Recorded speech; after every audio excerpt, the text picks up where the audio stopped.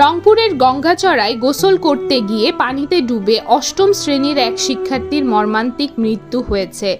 নিহত শিক্ষার্থীর নাম মাহিম। সে গঙ্গাচড়া সদর ইউনিয়নের ৪ নম্বর ওয়ার্ডের মধ্যপাড়া গ্রামের লুৎফর রহমানের ছেলে।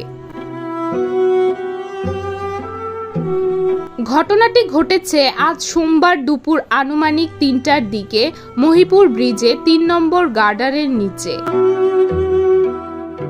প্রত্যক্ষদর্শীরা জানান, মাহিম সাঁতার জানত না।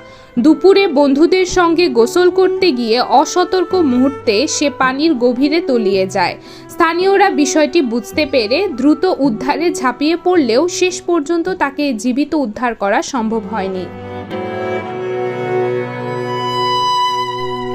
এই ঘটনায় গোটা এলাকায় শোকের ছায়া নেমে এসেছে। মাহিমের সহপাঠী ও প্রতিবেশীরা জানিয়েছে, সে একজন ভদ্র ও সুশৃঙ্খল ছাত্র ছিল।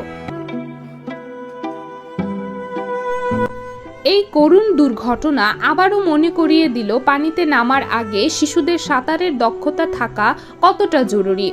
বিশেষজ্ঞরা বলেছেন, বর্ষা বা গ্রীষ্মকালে এই ধরনের দুর্ঘটনা প্রতিরোধে অভিভাবক ও স্থানীয় প্রশাসনের আরও সচেতন হওয়া প্রয়োজন। Text report, IBO news 24।